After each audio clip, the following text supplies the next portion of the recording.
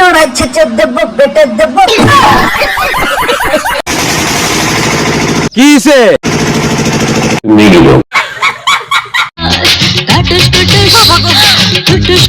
তো কেমন আছো বন্ধুরা? আশা করি সবাই ভালো আছো। তো আবারও তোমাদের সামনে এসে গেছি রায়গঞ্জের গ্রামের ছোট্ট ছেলে অথবা রায়গঞ্জের ছেলে।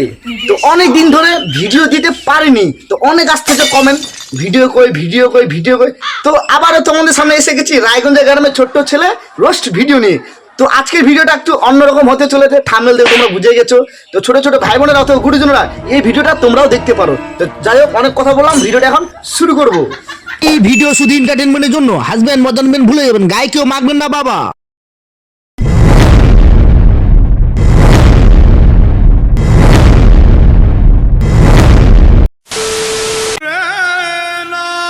দিদি আমার মাটিতে বসে খাচ্ছে, তাও আবার 2 হাত দিয়ে খাচ্ছে।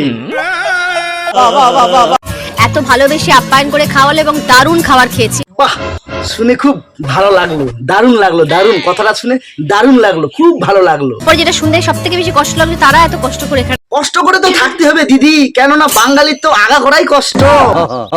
মাঝে মধ্যে মনে হয়, কি মনে হয় জানো? কারণ মাটির বাড়ি ভীষণ ঠান্ডা হয়, তো ঠান্ডা লেগেছে। তাই মাটির বাড়িতে ঠান্ডা হয়? তাহলে পিছনে ফ্যান লাগানোর কি দরকার ছিল? ফ্যান, নতুন ফ্যান, ফ্যানের এখনো সিলও খোলা হয়নি। কি দিদি ঠিক ধরেছি তো? বলছিলাম কি দিদি, আমার বাড়িতে একদিন ঘুরে যাও, তাহলে আমি নতুন সিলপ্যাক ফ্যান পাবো। ফ্যান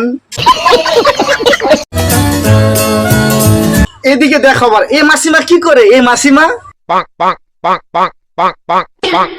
পিছনে নতুন সিলপ্যাক ফ্যান ঘুরতেছে, তাও কি করে?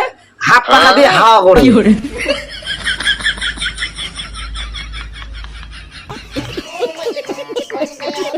তুই তো অসাধারণ। আচ্ছা, দুয়ারে দুই আছে, তোমার দুয়ারে দুই? বাবা, আমাদের বাড়িতে তো এরকম টক দই হয়ই না কলকাতাতে। কলকাতাতে কোথায় দই পাবে বলো? সব দই তো সিউড়িতে। আমরা কি দই হয় কে জানে। এটা দই না গো, এটা হলো ঘোল, তোমরা যেটা খাচ্ছ সবাইকে। এত ভালো দই এখানকার, আমি তো এবার থেকে দই নিয়ে যাবো ভাবছি ব্যাগে করে করে। দইয়ের ব্যবসা ভালো ব্যবসা, তো করো ব্যবসা করো। তো এত ঘাস এবং গাছপালায় ভর্তি, আর সেগুলো গরু খাচ্ছে। ও তাই নাকি? গরু তো শাক পাতা খেয়েই বড় হয়। তাই নাকি? জানতাম না তো। সেগুলো খেয়ে হৃষ্টপুষ্ট হচ্ছে। হচ্ছে। তারপর তার যে দুধটা বেরোচ্ছে, সেটা এত ভালো যে দইটা এত। আমাদের রচনা দি খুব একটা সুন্দর গরুর রচনা বলে শুনাইলো।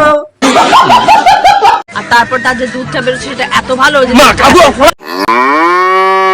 বলছিলাম কি, ভোটে দাঁড়াতে গেলে কি গরুর রচনা বলতে হয়? আগে তো জানতাম না। সেখানকে ঘাস পাতা খেয়ে আমাদের গরু হৃষ্টপুষ্ট হয়। আমিও ভোটে দাঁড়াবো, কিন্তু হ্যাঁ, আমি গরুর রচনা বলবো না, ঠিক আছে? বন্ধুরা, এই রোস্ট ফানি ভিডিও তোমাদেরকে কেমন লাগলো অবশ্যই কমেন্ট বক্সে কমেন্ট করে দেবা। যদি ভালো লেগে থাকে একটি লাইক করে চ্যানেলটাকে সাবস্ক্রাইব করে দিবা। আর একটা কথা, তোমরা যদি পার্ট 2 দেখতে চাও অবশ্যই কমেন্ট বক্সে কমেন্ট করো, অবশ্যই তোমাদের সামনে পার্ট 2 নিয়ে আসবো। আর একটা কথা বন্ধুরা, এটা শুধু বিনোদনের জন্য বানানো ছিল, কাউকে ব্যক্তিগতভাবে আঘাত করার জন্য নয়। ততক্ষণ তোমরা ভালো থাকো, পরবর্তী নেক্সট ভিডিওতে দেখা হচ্ছে রায়গঞ্জের ছেলের সাথে। ততক্ষণ তোমরা ভালো থাকো।